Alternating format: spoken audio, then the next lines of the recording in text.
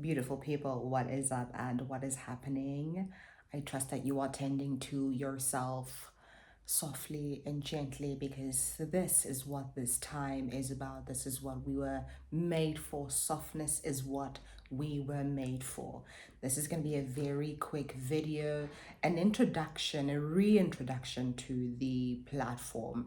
I feel like I've gone through many phases of transformation over the past couple of months. I have pivoted a lot, and somehow I still find myself here on YouTube wanting to create a space, a container, and a community that can hold us all through this time of transformation, because that's what's happening. We are going through a massive identity shift collectively, and we're each being asked to step into these new stories and these new terrains and these new places in us to live from these places, to thrive from these places. I like to call this thriving season, flourishing season, a blossoming season, because it's about that time. So let's start with an introduction. Let's start with why we are here. Let's start with why I am here. I've been through a lot over the past 3 years. 2023 was a very pivotal year for me. That was the beginning, I would say, of this massive deconstruction of who I thought I was. And I know a lot of people will refer to 2020 and, that time and that period of isolation and how much self-discovery was involved within that period. But 2023 for me was like a massive pivoting. I remember having a dream that I was on a highway, right? And I was meant to go in a certain direction, and then all of a sudden, like, the car was going in another direction. I was like, wait, where are we going? And that for me was my higher self saying, listen, we're not going where you thought you were headed. And it took a lot of trust and a lot of surrender to allow that process of deconstruction, and I'll call it demolition, because everything was demolished, honestly. Like, who I thought I was, my identity, everything was coming undone. And I had no idea what lay ahead. It was such a period of uncertainty. I mean, I lost jobs, I lost people, I lost my sense of identity. I moved places. It was a whole thing. It was a whole thing. And following that period, I've still been undergoing, periods of initiation. But we are here, and I feel ready to hold this universe that I am creating, to hold this world, to hold this identity, and all the things and all the people that come with it, which is softness for me. Softness. We speak a lot about healing in our communities. We speak a lot about therapy in our communities. And I've tried therapy. It was good for me. I was able to take what I needed to take and then sort of reorient things according to my understanding and my understanding of my soul and my purpose and my higher self.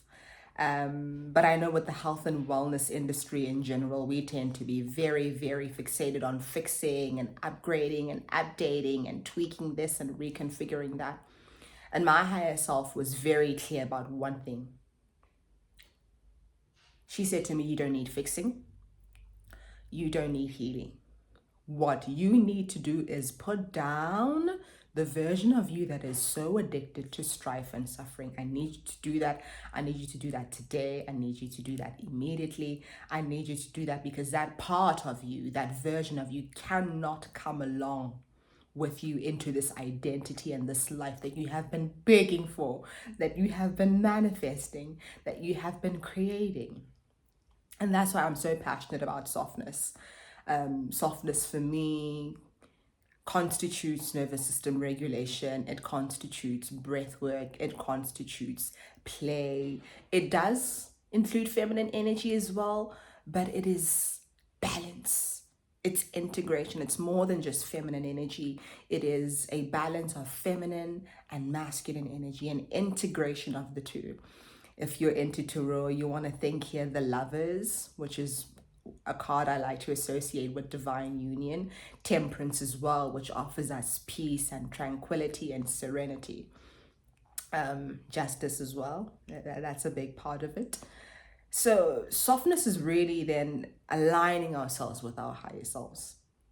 We were made soft. I say this all the time. We were made soft, and we were meant for softness, and we were made for softness. We were made for softness. Our bodies were made to hold the immensity of the cosmos.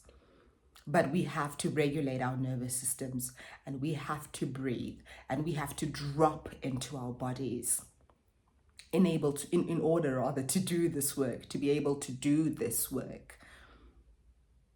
I have had many, many, many conversations with my higher self, and she's been very clear about where she wants to go and what she wants to do and what my purpose here on this earth is. And it is play, it is joy, it is softness, it is reverting to the nature of who we are.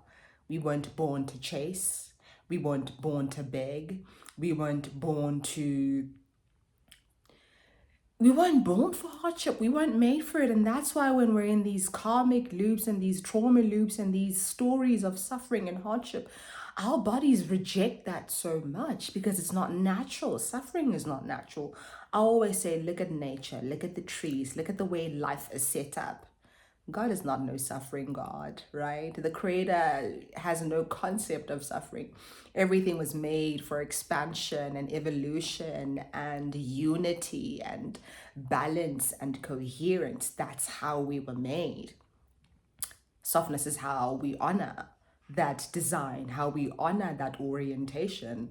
Softness is how we honor ourselves, because in honoring ourselves, we honor our design. And when we honor our design, we honor the creator who designed us. I remember being in a relationship with someone who thought I lacked ambition. I had just quit my job at the time. And I was thinking, you know what, I am not going to do this. My body cannot take it anymore. I don't want to be here. I deserve better. I don't know what lies ahead, but I'm leaving this job and we'll see what happens. And this man said to me, he said, I like a powerful woman. And I found it very offensive in the moment to be like, what do you mean? Like, you think I'm not powerful because I'm taking this executive decision, this sovereign decision to put my health, my mental health, my energetic health, my spiritual health, first, to prioritize that, particularly because I was undergoing a massive time of a time of massive transformation rather, and initiation. And he said to me, I like a powerful woman, insinuating that I wasn't ambitious. And again, I took offense to that. But my higher self was like, there's nothing to be offended by. Let people think what they want to think. You are here to rest. You are here to create. You are a goddess. You are here to serve. And people like us who are born to serve, it is very, very important that we learn how to put ourselves first. It is very, very important that we prioritize rest, that we pour into ourselves before we pour into other people, and we create these containers. People need to be able to see us and see examples of what it is like to be full of yourself before you pour into someone else. And I've always understood that. I've always understood what I was here for, what I was called to do. And, obviously we have to work through our programming and our conditioning and work through the people pleasing, work through that addiction to suffering. And we've done that work, and that's why we are here. And that's why I can welcome you formally to Co-Journal. I can welcome you formally to this container, to this community where softness is law. Softness is law. It is our engineering, it is our design. When we are breathing and present and regulated and coherent, we are sensual and hot and sexy and magnetic. We attract from a place of fullness and knowing that yes, yes, yes, yes, yes, life is easy, life is soft, life is acquiescent to me because I am creator. I have been made in the image. So I don't need to do all of this work. I don't need to prove a point. I've never understood the whole proving a point thing, like ever. For me, everything has always been effortless. Like I've never had to beg for a job. I've never had to beg for anything. And that's my design. And that was my higher self saying, see, this is how you work. This is how things are meant to be. You're not meant to chase. We don't do that here.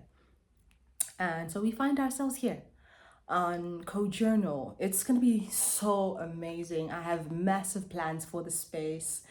But more than anything, it's just to play and play and play and play and fun and rediscovery and sitting on the throne. Softness for me is about sitting on your throne and really owning it, and really owning that throne and understanding the responsibility that comes with maintaining that seat, right? Awareness and breath work and nervous system regulation and play and dance and singing and community and courage. The courage to traverse limitations, the courage to traverse stories around suffering and survival, the courage to birth yourself anew, write yourself anew, dream yourself anew. Oh, I've read Ben Okri's The Age of, no, it's not The Age of the Art, the way, oh, A Way of Being. That's what the book is called, A Way of Being. And he delves so beautifully into the power of storytelling. And as somebody who's done a lot of work with, the Orishas, I always return to a goon who is an alchemist through storytelling. So that's what Co-Journal is. I don't want to make this long. This was just an introduction, a reintroduction.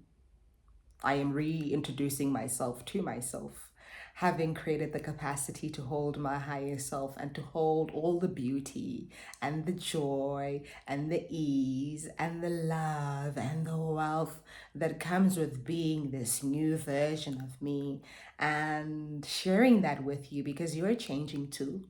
I see you. You've changed, in fact. Life looks very different, for you at this time. And that's our miracle. That is our power.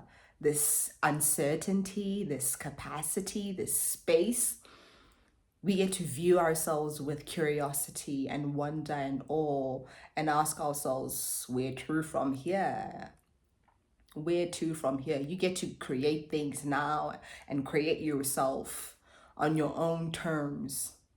Another belief of mine is, honey, you are your greatest masterpiece. If you focus on yourself, if you just focus on yourself, you do what you said you were going to do, you eat the food you said you were going to eat, you play, you dance, you pour into yourself, you don't have to worry about reality.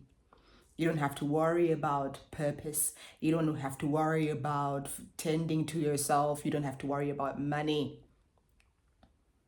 If you have the courage to really see yourself as someone worth tending to, someone worth pouring into, someone worth the rest, someone worth the love, reality acquiesces to us. It concedes to us because we are creator. How powerful is that? So once again, welcome to Co-Journal.